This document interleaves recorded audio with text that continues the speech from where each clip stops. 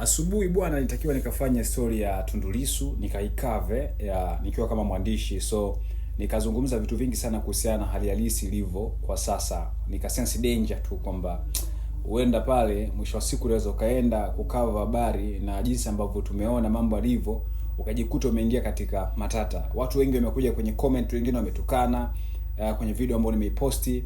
Sasa nikasema kwamba unaweza ukaenda kwa nia njema kama mwandishi wa habari kwenda kutafuta habari, lakini ukajikuta umeingia kwenye matata. Sasa kama ambavyo nimesense danger, kuna bidada huyu hapa ni mwandishi wa habari mkubwa tu, nadhani kwa wale ambao wanamfuatilia, ameingia matatani na kuwekea video yake uone kichapo jinsi ambavyo kimemkuta, na amelalamika na yeye ametoa vithibitisho vyote, lakini mwisho wa siku haijamsaidia. So next time usije ukawa unakuja una comment kitu bila kufikiria, sababu wewe ambaye unatukana matusi, sijakuona hata barabarani, sijakuona ukifanya kitu chochote, umelala unatumia bando vibaya.